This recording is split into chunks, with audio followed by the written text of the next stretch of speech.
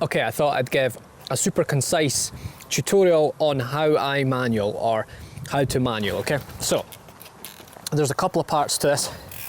I guess if you've never ridden a bike too much, then you probably aren't too familiar with popping the front wheel up. It's a pretty simple process. What you do is combine pulling up with the bars with pumping down with the pedals, and that's what will bring the front wheel up. If you practice that a couple of times, just using your back brake if the wheel gets too high, that'll get you comfortable with getting the wheel up. Now the next part is refraining from using the brake. I know I just told you to use the brake, but once you're comfortable getting the wheel up without going too far back, you want to try and balance on the rear wheel without using the brake.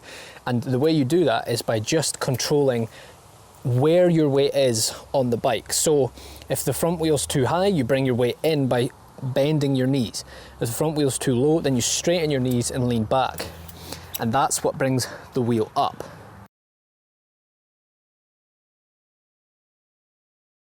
So it's that balance point you want to find.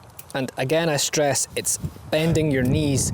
This is the motion you want to get good at. It's not this. It's not rocking forward by pivoting on your feet. It's bending your knees back and in and bringing your butt further and closer over the axis of the wheel that keeps the front wheel up, okay? So the way I figured out to do this was basically to really try and refrain from using the back brake.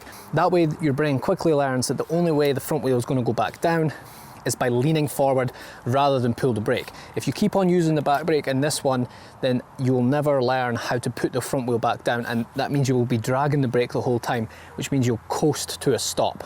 Not cool. That's the main things basically, but a couple of other things is, don't look at the front tyre, which is probably what you want to do. You want to look straight ahead.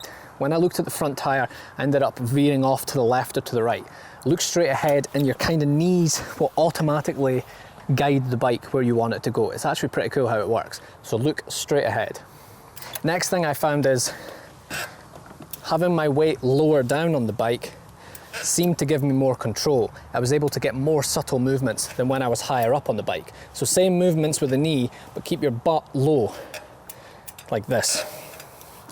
So yeah, the main thing to take away from this is the movement you want to practice. Knees straight, knees bent, knees straight, knees bent, knees straight. Practice that, keep off the back brake, and keep your eyes on the road, and you'll be laughing in no time. Good luck.